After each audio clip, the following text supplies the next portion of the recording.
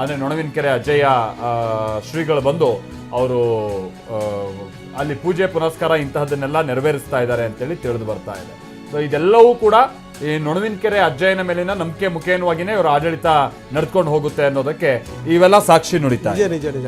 ಜೊತೆಗೇನು ಅಂದ್ರೆ ತಾವು ಮಾಡುವಂತ ವಿಚಾರಕ್ಕೆ ಸಂಬಂಧಪಟ್ಟಂಗೆ ಮುಚ್ಚುಮರೆ ಇರಬಾರ್ದು. ಮುಚ್ಚುಮರ ಇಲ್ಲ ಅವರಿಗೆ. ಸೊ ಅದು ಇದು ಮುಚ್ಚುಮರೆ ಇಲ್ಲ ಹೌದು. ಡಿ ಕೆ ಶಿವಕುಮಾರ್ ಅವರಿಗೆ. ಅದು ಬನ್ನಿ, ಶಿವರಾಜ್ ಮಾತಾಡ್ತಾ ಇದಾರೆ, ಏನ್ ಹೇಳ್ತಾರೆ ನೋಡೋಣ. ಖಂಡಿತ ಇಂಡಸ್ಟ್ರಿ ಮಾತಾಡೋಣ. ಸದ್ಯಕ್ಕಂದ್ರೆ ಸಹಜವಾಗಿ ನೀವು ಪ್ರತಿ ರಾಜಕಾರಣಿಗಳು ಕೂಡ ನಿಮ್ಮನ್ನ ಅಷ್ಟೇ ಪ್ರೀತಿಯಿಂದ ನೋಡ್ತಾರೆ. ಅಂದ್ರೆ ಸಿದ್ದರಾಮಯ್ಯನವರ ಜೊತೆ ಕೂಡ ನೀವು ಇರ್ತಾ ಇದ್ರಿ, ಬರ್ತಾ ಇದ್ರಿ. ಸೊ ಶಿವರಾಜ್ ಕುಮಾರ್ ಅವರ ಪದಗ್ರಹಣಕ್ಕೂ ಬಂದ್ರಿ. ಹೇಗೆ ಅನಿಸ್ತಾ ಇತ್ತು ಅಂತ ಒಂದು ಸನ್ನಿವೇಶ? ಗುಡ್. ಅದ್ರಲ್ಲೇನು ಒಬ್ರು ಹೊಸ ಮುಖ್ಯಮಂತ್ರಿ ಬರ್ತಾ ಇದಾರೆ ಅಂದ್ರೆ ಅದಕ್ಕೆ ಸ್ವಾಗತ ಮಾಡಬೇಕು, ನಾವು ಬೆಸ್ಟ್ ವಿಶಸ್ ಕೋರ್ಬೇಕು. ಅದು ಮನುಷ್ಯನ ನಿಯಮ ಅಲ್ವಾ?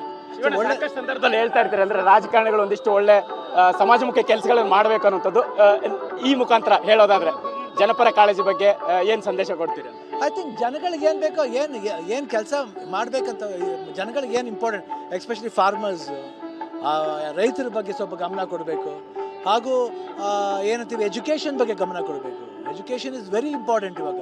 ಯಾಕೆ ನಾರ್ಮಲ್ ಫ್ಯಾಮಿಲಿ ಮಕ್ಕಳು ಓದಬೇಕು, ಫೀಸ್ ಜಾಸ್ತಿ ಇದೆ ಅಂತ ಇದು ಮಾಡಕ್ಕೆ ಹೋಗ್ಬಾರ್ದು. ಅದ್ರ ಕಡೆ ಸ್ವಲ್ಪ ಗಮನ ಕೊಡಬೇಕಂತ ನನ್ನ ಆಸೆ, ಒಂದು ಭರವಸೆ ಅಷ್ಟೇ. ಥ್ಯಾಂಕ್ ಯು ಅಣ್ಣ.